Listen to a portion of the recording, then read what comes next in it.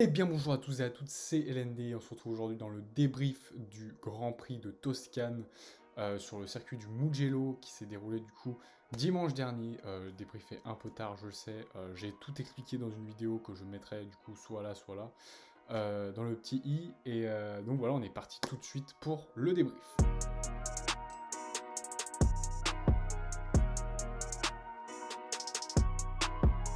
Sur le Grand Prix, il y a quand même un bon point qui va faciliter un peu mon débrief, c'est que pour les pilotes, ça va être vite vu. Clairement, ça va être vite vu. 8 abandons. Bon voilà, vous avez dû voir les crashs, les polémiques sur les deux crashs. Du coup, il y a eu deux crashs. Enfin, trois, non trois. Mais carambolage, il y en a eu deux. Donc voilà. Premier tour, on démarre. Valtteri Bottas démarre bien. Hamilton loupe son départ, lui, pour le coup. Donc Bottas passe en tête. Donc là, on est très très bien. On était tous là en mode oui, oui, oui, enfin il est premier et tout. Faut savoir qu'il était deuxième au qualif, du coup, comme d'habitude, hein, un peu. Bon, cette fois-ci, pas très très loin, mais bon, voilà, derrière. Il arrive, donc il passe premier. Et là, dès le deuxième virage, on a un crash entre Gasly, Verstappen, Raikkonen et Grosjean. Donc c'était assez ouf. Donc déjà, dès ce moment-là, c'était mort pour Verstappen qui avait pas abîmé la voiture au niveau carrosserie, tout ça, mais qui avait déjà un problème de base. Au départ, il avait fait un très bon départ, mais il a eu un problème mécanique. Donc, bon, c'était peut-être déjà foutu pour sa course. Et ensuite, bon, bah, il est sorti dans les graviers et il est resté bloqué dans les graviers. Gasly, pareil. Enfin, de toute façon, il avait cassé, je crois. Grosjean, il a expliqué en interview que bon, il avait éteint le moteur, il avait tout coupé, il s'est dit c'est bon, c'est fini, de toute façon la carrosserie est abîmée.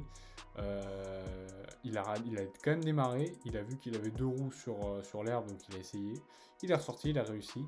Kimi Raikkonen, il a pu continuer, il est pas allé dans les graviers si je me trompe pas.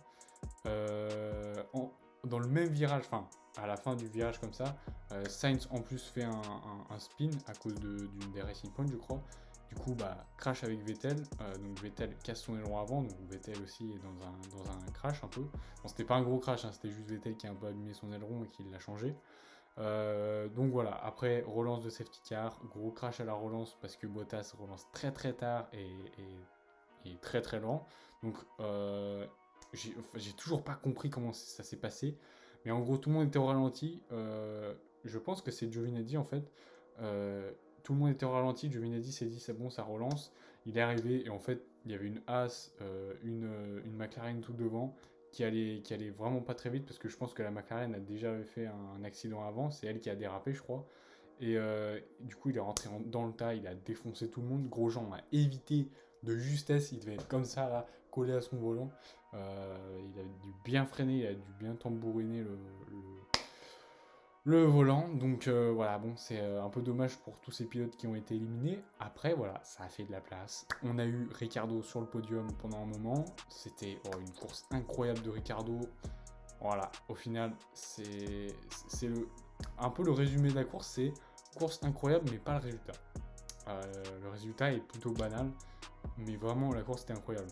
Donc, ça aurait été, je pense, une des meilleures courses de la décennie, je pense, si le classement avait été un peu fou, aussi fou que la course.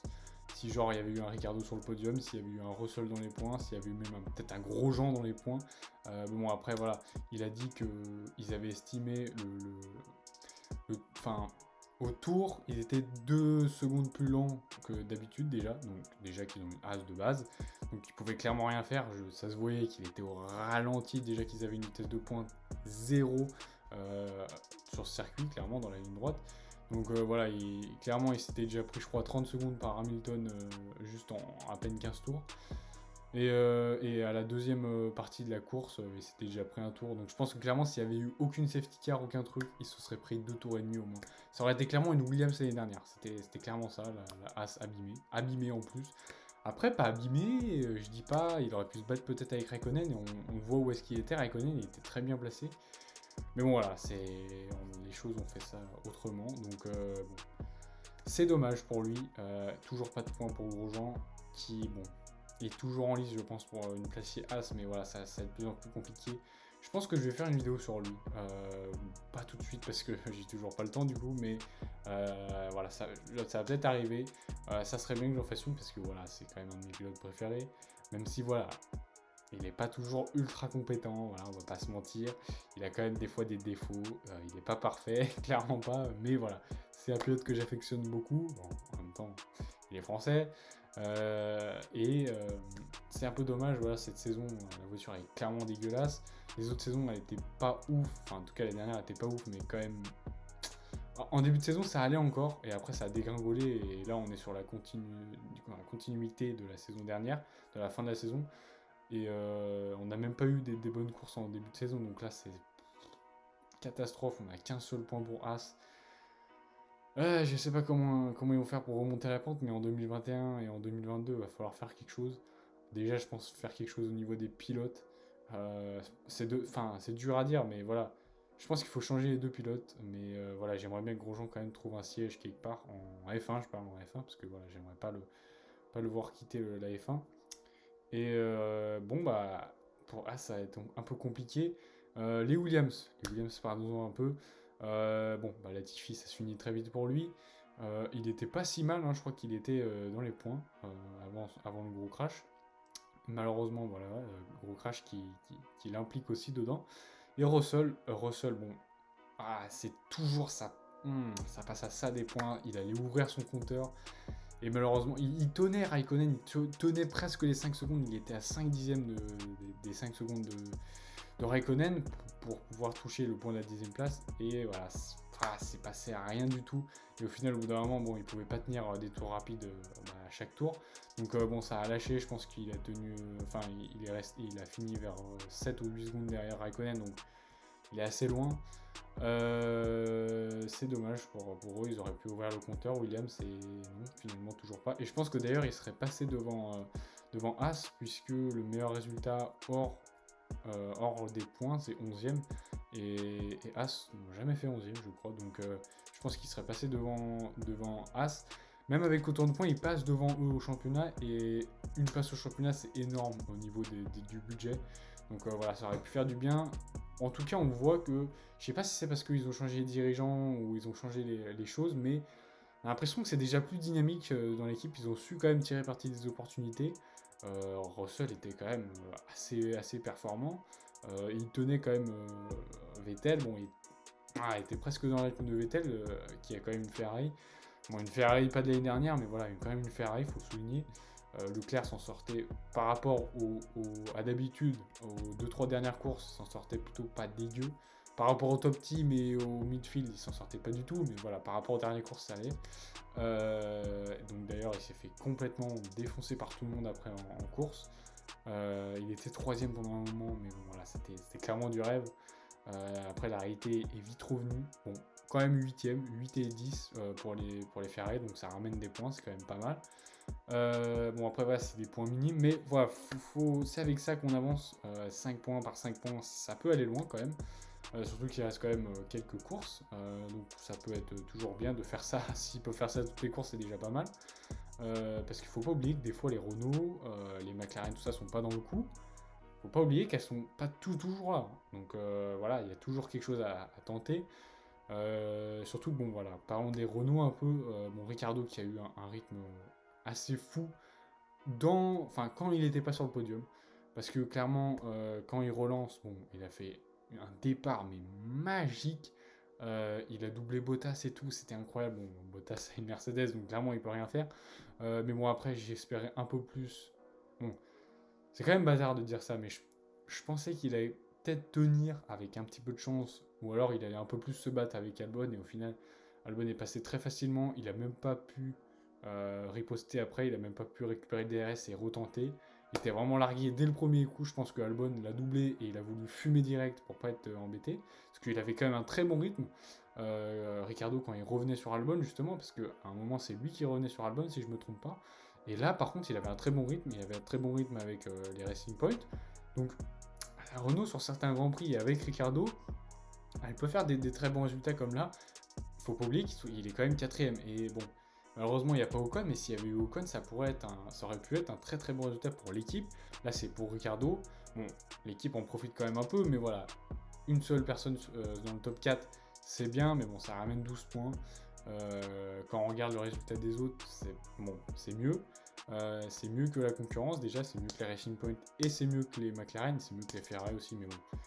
Elles sont un peu hors jeu, c'est mieux aussi que les AlphaTauri. Donc c'était l'équipe durant cette course qui a remporté au niveau du classement sur cette course, 3ème au niveau des points.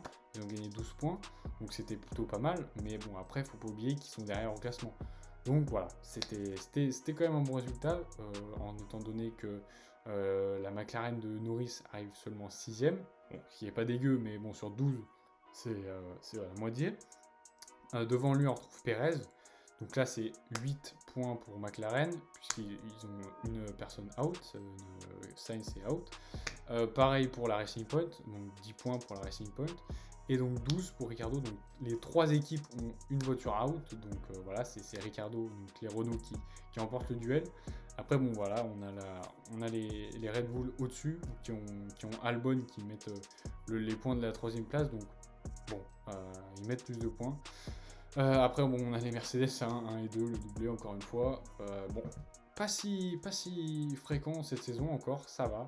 On a toujours le sentiment que c'est eux qui gagnent toujours, qui font des doublés, mais cette saison, ça fait que 4 fois peut-être, si je me trompe pas. Même pas, peut-être 3ème fois, je sais pas. Je me rappelle plus trop, sur 9 courses, ça va, ça reste correct. En 2014 et ces années-là, ils gagnaient tout le temps, c'était encore pire que ça. Donc bon, on a beau dire qu'ils gagnent tout le temps, il y a quand même eu des soucis des fois, les crevaisons, tout ça. On avait peur pour cette course aussi pour les crevaisons, parce que ça abîmait beaucoup les pneus. Leclerc s'est beaucoup arrêté, il s'est arrêté une fois de plus que tout le monde, je crois. Donc voilà, il y avait eu des problèmes de pneus aussi. On a eu des problèmes de pneus, clairement aussi, il y a Stroll qui a crevé. Et heureusement, il était quand même bien placé et j'ai quand même bien eu le somme pour lui parce qu'en plus c'était pas une erreur de pilotage, il pilotait très bien. Pour une fois, pas pour une fois là, depuis le milieu de la saison il est très bon, depuis 3-4 courses il est très bon Stroll. Et voilà, c'est dommage pour lui parce que 4ème ou même peut-être 3ème ça aurait été encore un podium ou encore des très gros points. Au final, bon bah voilà, il est hors course à cause d'une crevaison, donc c'est clairement pas de sa faute. Après bon, il est certes, c'est à demi de sa faute parce que c'est lui qui a abîmé ses pneus, mais bon, il était dans le trafic, il était obligé de suivre, il était obligé de bombarder pour attraper Ricardo parce qu'un podium en vue, c'est pas négligeable. Donc voilà, c'est un peu dommage. Bon, après, on a parlé de tout le monde un peu là déjà. On n'a pas parlé des AlphaTauri, donc Kiat. Bon, il a su tirer parti de l'opportunité, 7ème, son meilleur résultat de la saison. Donc ça rapporte des gros points pour lui et un peu pour l'équipe aussi. Dommage pour Gasly, voilà. La réalité, elle est arrivée comme ça, il l'a défoncé. Premier au dernier Grand Prix, dernier à ce Grand Prix, je crois, si je ne me trompe pas. Bon, déjà, il avait complètement loupé sa qualif, alors qu'il avait fait de très bonnes séances d'essai, il était très à l'aise, il faisait des 5ème places et tout. On s'est dit, ça y est, il bombarde, il va faire un putain de résultat à cette course. Il passe pas la Q1, alors que son coéquipier était pas en Q3, non, il était 11ème en Q2. Donc bon, ça reste très bien, c'était le meilleur des autres. En tout cas, en Q2, c'était le meilleur. Donc voilà, c'était pas dégueu.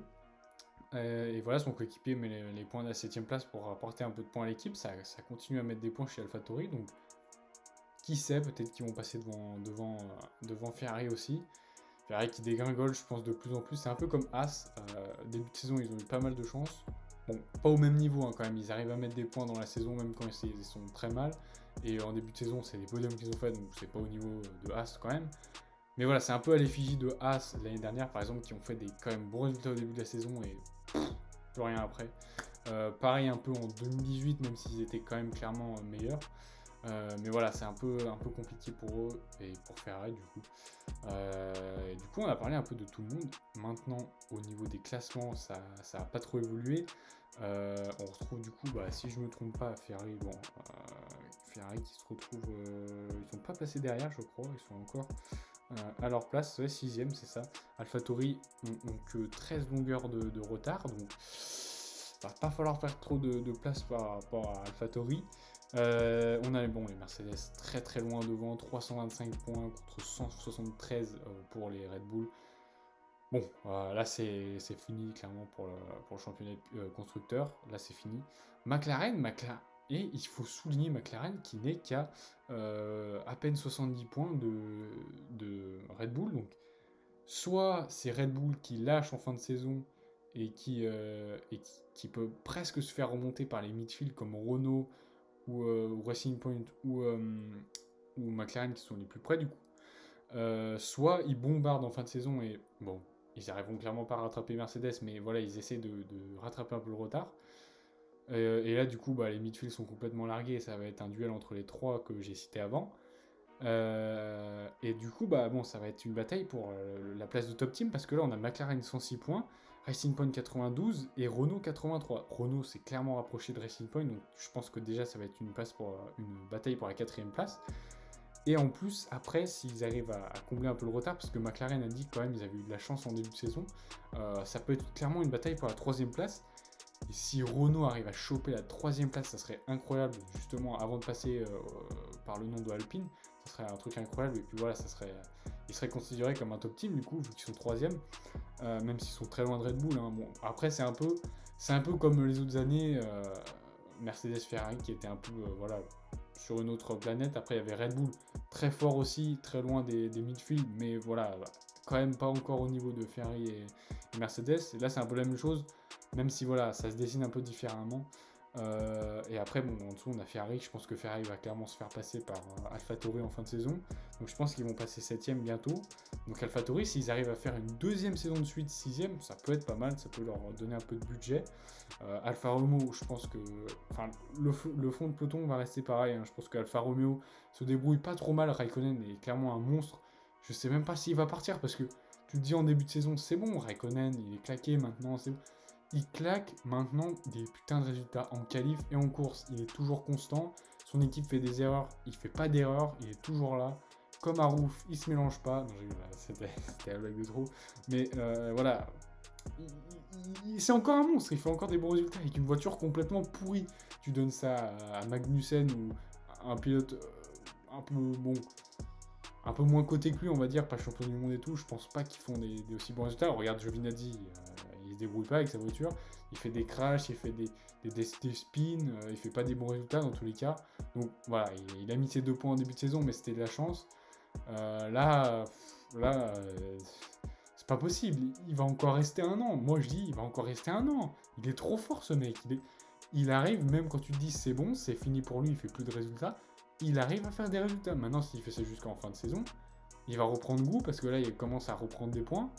S'il refait ça tout le temps, il reprend goût et c'est bon, il continue, il dit bon, finalement ma famille c'est bon, elle attend encore 1 an de plus et je fais encore une saison. Parce que bon là cette année la voiture est pas au niveau de l'année dernière par rapport aux autres, donc c'est un peu dommage pour lui, mais voilà, s'il arrive quand même à mettre des points comme ça, je pense que ça va le remotiver et là je pense que clairement il est assez content. Il a pas perdu son sang-froid, il a pas ragé quand son équipe a foiré l'arrêt au stand dimanche, donc bon, peut-être qu'il a changé de mentalité, on sait pas. Peut-être que le petit pilote finlandais a changé, il est peut-être moins rageux, et ça serait pas plus mal, mais bon, c'est un peu ce qui fait son caractère, mais bon, on va pas en parler trop longtemps non plus, on va pas s'aventurer dans ce sujet-là sur cette vidéo. Puis bon, après, AC Williams, toujours très très loin, je pense que ça va pas bouger non plus. Williams, je sais pas si cette saison vont mettre des points, parce que l'année dernière c'était encore un point de chance, grâce à Kubica, mais sinon clairement ils auraient pas mis de points, cette saison c'est clairement plus accessible, mais je pense toujours pas que à la régulière, en tout cas à la régulière c'est impossible, mais même avec des circonstances comme ça, on a vu là ça aurait pu passer et c'est même pas passé alors qu'il y a quand même 8 abandons, c'est compliqué. La Haas elle aurait pu, franchement je pense que si Grosjean avait pas cassé ou Magnussen avait pu continuer sans une voiture cassée, ça l'aurait fait, donc bon c'est un peu dommage. La Haas, je pense qu'elle est quand même un petit peu plus performante en course, je parle en course, que la Williams. Après, voilà, les pilotes sont pas les mêmes, donc on sait pas trop. Franchement, moi, Grosjean, je le verrais bien. On reparle un peu de Grosjean, je le verrais bien dans une petite Alpha. Je pense à la place de Raikkonen, s'il part. Ça serait bien parce que ça peut apporter un peu un retour technique à l'équipe. pour remplacer Raikkonen qui rapporte quand même pas mal de données à l'équipe et de compétences. Et un jeune pilote, bon, pas Magnussen, je pense que Magnussen c'est mort pour la place de jeune pilote, mais voilà, un petit Mick Schumacher ou un autre bon en F2, ça peut être bien, ça peut rapporter la fraîcheur à l'équipe. Et chez As, je pense que ça serait bien de mettre pareil. En fait, pareil, c'est soit garder Magnussen en pilote principal et qui rapporte un peu de connaissances à l'équipe et qui mène l'équipe, et un jeune de F2, ou alors un Perez ou un Hülkenberg à la place de Magnussen, je sais pas. J'espère que cette vidéo vous aura plu. Voilà, je vais pas cogiter non plus trop longtemps. Ça fait déjà plus de 20 minutes, je crois, que je parle. Je voulais souligner quand même, désolé pour la qualité. Comme je l'explique dans ma vidéo, que j'ai mis dans le i, allez voir. Et ben j'ai pas mon téléphone pour filmer, donc je filme avec la facecam de mon ordi. Donc c'est un peu de qualité dégueulasse, mais ça va pas, normalement ça va pas se reproduire. Ça va se reproduire que en cas de situation pareille, ce qui devrait pas trop non plus se produire souvent. Donc bon, ne vous inquiétez pas, pour les autres vidéos ça va être mieux normalement. Donc voilà, j'espère que cette vidéo vous aura plu. J'articule très peu, voilà, il faut que j'ouvre la bouche parce que j'articule pas bien.